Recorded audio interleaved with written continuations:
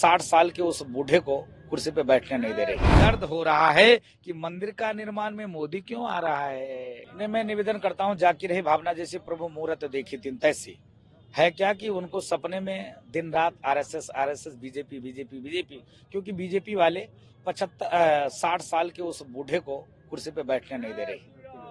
उस बूढ़े को कुर्सी पे नहीं बैठने दे रहे तो सपने में भी बीजेपी आती है। इसके नाते राम जी का कार्य चल रहा है, राम जन्मभूमि का कार्य चल रहा है, इसमें भी उनको बीजेपी ही दिखाई दे रही। इसके अलावा आपने बताया कि इसके अलावा भी उन्होंने कहा है कि प्रधानमंत्री के इर्द गिर्द जो है इस कार्यक्रम को रखा गया है राजनीतिक। नहीं, देखिए मैं पुनः निवेदन करूंगा, मैं राहुल बाबा से निवेदन करना चाहूंगा कि बीजेपी का ही कार्यक्रम नहीं है, ये सनातनियों का कार्यक्रम है और हिंदुओं का कार्यक्रम है और यह राम भक्तों का कार्यक्रम है। उसमें लमसम देश के कोने कोने से खड़ दर्शन, एक नहीं क्या खड़ दर्शन, शंभु भेष समाज को मानने वाले, चाहे वो जैन समुदाय हो, चाहे वो सिख समुदाय हो, चाहे वो बौद्ध समुदाय हो, सारे समुदाय के संत धर्माचार्य महामंडलेश्वर के मौजूदगी में प्राण प्रतिष्ठा का कार्यक्रम है।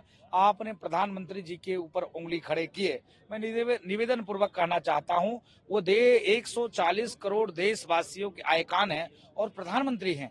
प्रधानमंत्री जी शुरू से ही राम जन्मभूमि मंदिर के लिए लगे थे, राम जन्मभूमि मंदिर के लिए उन्होंने संघर्ष किया, राम जन्मभूमि की आवाज को उन्होंने उठाई और वो कह रहे थे धारा 370-35 से खत्म हो और अयोध्या में भव्य दिव्य नव राम जन्मभूमि मंदिर का निर्माण हो। इसके नाते हम लोग की हार्दिक इच्छा थी कि देश के यशस्वी प्रधानमंत्री जी प्राण प्रतिष्ठा महोत्सव में आए। उन्होंने निमंत्रण को स्वीकार किया और वो आ रहे हैं। मुझको लगता है विपक्षियों को पेट में इसीलिए दर्द हो रहा है कि मंदिर का निर्माण में मोदी क्यों आ रहा है। अच्छा, आप गधा भी दिखा रहे थे, इसकी कांग्रेस को जरूरत है? नहीं, इसको कांग्रेस की इसलिए जरूरत है कि ये शुद्ध रूप से धर्मदंड है, ये गधा है हनुमान जी का, और इनको गधा की अब जरूरत है जो रामद्रोही, जो राम को काल्पनिक कहे, जो कहे भगवान राम मांसाहारी थे, जो ये कहे कि वहां मंदिर का निर्माण नहीं हो रहा है, ये वहां से 4 किलोमीटर दूर निर्माण हो रहा है, ये उनके लिए गधा है जो साधु संतों को बोको हरम ISI तालिबान से जोड़ देते हैं। इनके लिए गधा है जो मोदी योगी का विरोध करते करते राष्ट्र का विरोध करने लग जाते हैं,